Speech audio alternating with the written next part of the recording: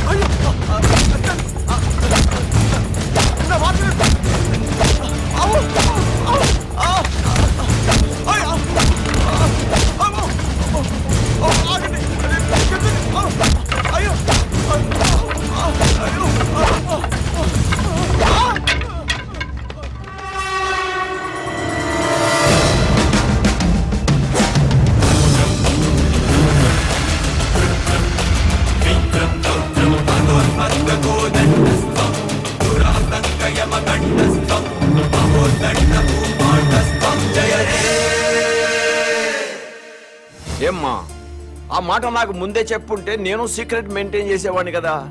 Society మీద మీ ముగ్గురికైనా ప్రేమ నాకు లేదనుకుంటున్నావా? Thank you daddy. ఒకసారి ఫోన్ మహేష్కి ఇవ్వమ్మా. నమస్కారం సార్. బాబు, మా అమ్మాయి చెప్పడం వల్ల నీ గురించి తెలిసింది. మా బడుద్దాయిల వల్ల నీ కుటుంబాన్ని పోగొట్టుకున్నావు. అయినా ఇది నువ్వు వ్యక్తిగత కక్షతో చేయటం లేదు. I appreciate your attitude. నీకు తప్పకుండా హెల్ప్ చేస్తాను. Thank you sir. Sir, common man అసలు పేరు మహేష్. మీ అబ్బాయి శంకర్ని చంపినవాడు సార్. మహేష్ సీఎం కూతుర్ని కిడ్నాప్ చేయలేదు సార్, అంతా డ్రామా సార్. ఈ విషయం ముఖ్యమంత్రి గారికి కూడా తెలుసు సార్.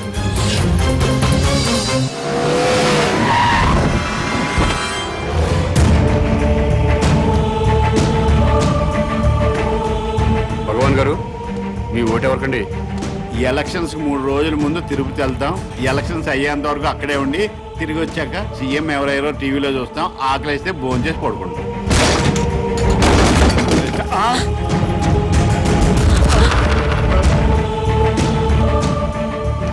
ఏమండి, భోజనానికి ఏమైనా పిలిచారా? దీన్ని భోజనాన్ని పిల్లటం అంటే అరే రే, గ్యాస్ బండి సిరిసేటి వాటర్ పైప్ పీకేసాడు. ఏమండి, ఫ్యూజ్ పీకేస్తున్నాడండి. పీజేట్లే మీటర్ పీకిస్తేనే. ఏమయ్యా, ఏంటి నీకేమైంది? ఏమండి, టెలిఫోన్ వైర్ కూడా పీకేస్తున్నాడండి. నేను చూస్తున్నాను కదా. బస్ పాస్ కూడా చింపేస్తున్నాడండి. అయ్యో, రేషన్ కార్డ్ అండి.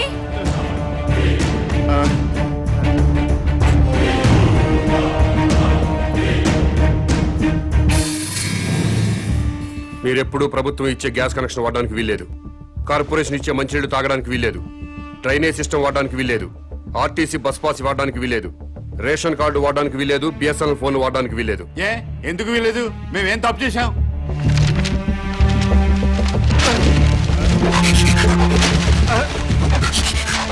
ఈ ఓటర్ లిస్టు చూడు.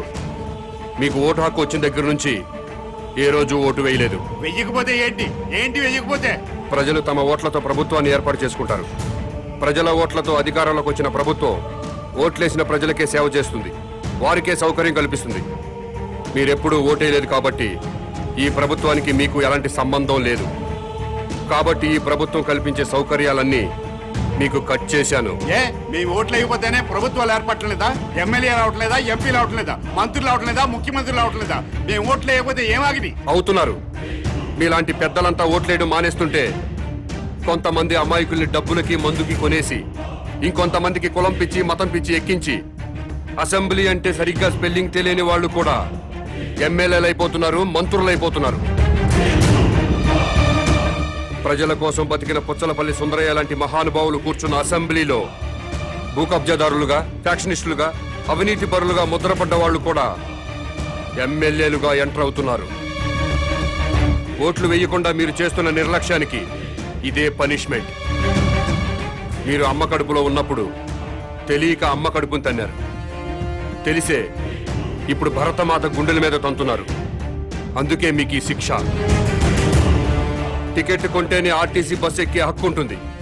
ఓటు వేస్తేనే ప్రభుత్వ సౌకర్యాలను అనుభవించే హక్కు ఉంటుంది. ఈ రోడ్డు కూడా ప్రభుత్వం నిర్మించిందే. ఓటైన వాడు ఈ రోడ్డు మీద కాలు పెట్టే హక్కు లేదు. ఇలాంటి రౌడీజాలు చాలా చూసా. రోడ్డు మీద కాలు పెడితే కాల్ చేస్తావా, మర్డర్ చేస్తావా, తొడగొడుతున్నా కాలు పెడతా.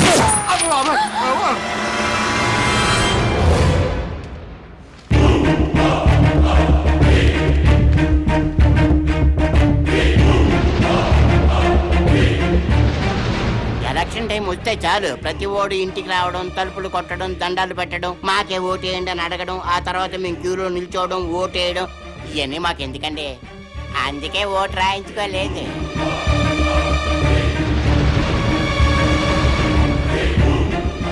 ఏ దేశం మీది? మీది మా దేశం కాదు, మా రాష్ట్రం కాదు, మా జిల్లా కాదు, మా దేశ పౌరులు కారు. అయినా మా దేశంలో అక్రమంగా ఉంటున్నారు. మీరు ఏ దేశంలో పుట్టారో మర్యాదగా ఆ దేశం వెళ్ళిపోండి.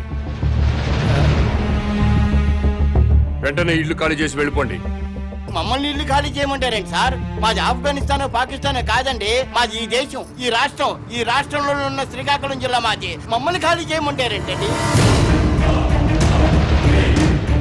మీరు ఈ దేశ ప్రజలైతే ఓటర్ల లిస్టులో మీ పేర్లు ఎందుకు నమోదు కాలేదు?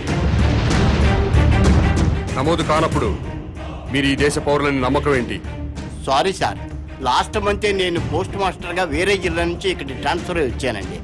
అందుకే ఇంకా ఓటర్ లిస్టులో నమోదు చేయించుకోలేదు. మీరు ట్రాన్స్ఫర్ అయ్యి ఇంట్లోకి దిగ్గానే బిఎస్ఎన్ఎల్ ఆఫీస్కి ఫోన్ మీద ఫోన్ చేసి ఫోన్ పెట్టించుకున్నారా లేదా? పెట్టించుకున్నాను సార్, ఫోన్ అవసరం కదా. ఎన్నోసార్లు ఫోన్ చేసి గ్యాస్ కనెక్షన్ పెట్టించుకున్నారు, అవునా? పెట్టించుకున్నామండి, వండుకొని తినాలి కదా. ఫోన్ మీద ఫోన్ చేసి కేబుల్ టీవీ కనెక్షన్ పెట్టించుకున్నారా లేదా? పెట్టించుకున్నామండి, పిల్లలు టీవీ చూడాలి కదా. ఒక్కసారైనా మున్సిపల్ ఆఫీస్కి ఫోన్ చేసి ఓటర్ లిస్టులో మా పేరు నమోదు చేయండి అని అడిగారా? అడిగారా లేదా? Sorry sir. కాబట్టి మీరు ఈ దేశ పౌరులు కాదు. ఇంట్లో సామాన్లు బయటపడేయండి. ఇల్లు ఖాళీ చేసి వెళ్ళిపోండి. ఉన్నట్టుండి ఇల్లు ఖాళీ చేయమంటే ఎక్కడికి వెళ్తామండి? ఏమనుకుంటున్నారు? మా ఇంటికి వచ్చి ఆడవాళ్ళ మీద అవునండి, దౌర్జన్యం ఏంటి చేయండి మీరు. దౌర్జన్యం చేస్తున్నారండి మీరు? గుండాయిజం చేస్తున్నారండి మీరు? ఇదే బాగా చెప్తున్నాడు. చాలా టూ మచ్ చేస్తున్నారు మీరు. ఎవరండి మీరు? నాకు తెలియదు అడుగుతున్నాడు.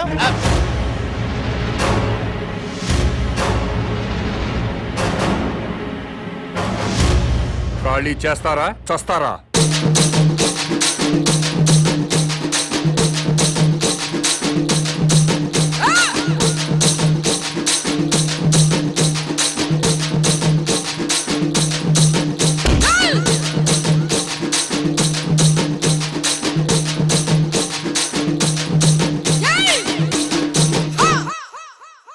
మన దీపం మని ముద్దు పెట్టితే ముఖం మొత్తము కాలిపోతది. కత్తి మనదని కౌగలించితే పొత్తి కడుపులో దిగిపోతుంది. కులం వాడని చెడిపోయినోడిని నెత్తి మీద ఎక్కించుకోకురా. ప్రజాస్వామ్యము బతకడానికి ప్రాణవాయువు ఓటుల తమ్మించాల్. ఓటుకొనేటోళ్లకు ముద్దాబాద్, టికెటమ్మేటోళ్లకు ముద్దాబాద్. ఓటంటే మన ప్రజల బతుకును 5 ఏళ్లు రాసిచ్చే నోటలే. కామన్ మ్యాన్ కు జిందాబాద్, కమిట్మెంట్ కు జిందాబాద్, నల్ల టోపీకి జిందాబాద్, ఆ ఎర్ర కళ్ళకు జిందాబాద్. జిందాబాద్ జిందాబాద్, కామన్ మ్యాన్ కు జిందాబాద్, ఆమ్ ఆద్మీ కో జిందాబాద్. కామన్ మ్యాన్ ప్రతిపాదించిన ప్రతి అంశం అమలు జరిగితే నిజంగా రాజకీయాలు బాగుపడతాయి, ప్రజలు బాగుపడతారు. నేను ఈ విషయాన్ని ఎలక్షన్ కమిషన్ దృష్టికి తీసుకెళ్తా, కేంద్రంతో మాట్లాడి రాజ్యాంగ సవరణ కృషి చేస్తా. Mahesh, congratulations yeah.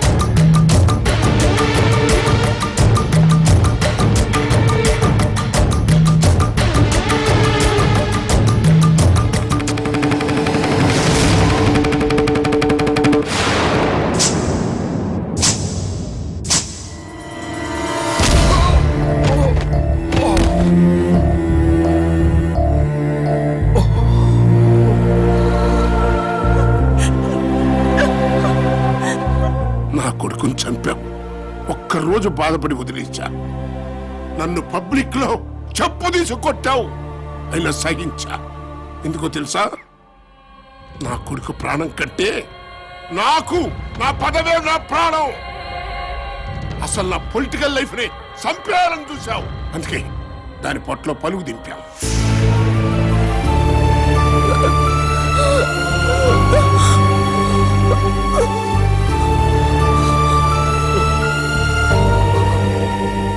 డబ్బులు లేకుండా మందు లేకుండా ఎలక్షన్ లో నిలబడాలా? అలా నిలబడి ఎవడన్నా ఈ రోజుల్లో గెలుస్తాడురా?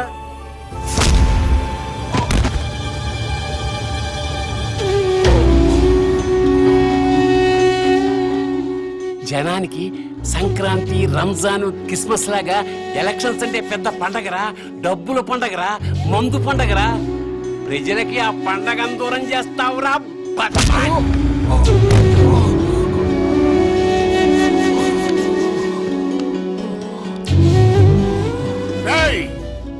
నేను చెప్పినట్టు చేస్తే నీ ఫ్రెండ్ బతుకుద్ది.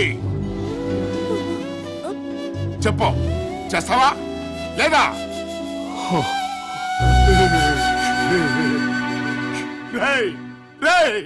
సార్ని సోఫాలో కూర్చోబెట్టండి రా.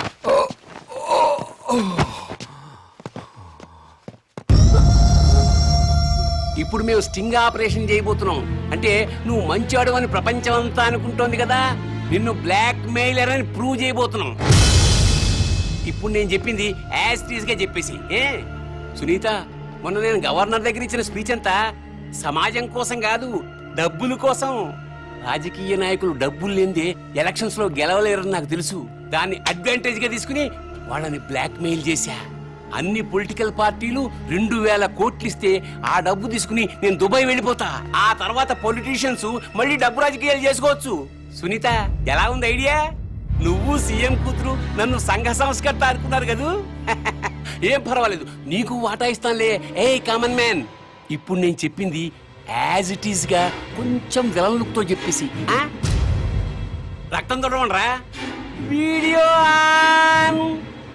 సునీత, మొన్న నేను గవర్నర్ దగ్గర ఇచ్చిన స్పీచ్ అంతా సొసైటీ కోసం కాదు, డబ్బుల కోసం. రాజకీయ నాయకులు డబ్బులు లేకుండా ఎలక్షన్లో గెలుస్తున్నారు. సెంటిమెంట్ కాదు నాకు కావాల్సింది, విలన్గా కావాలి.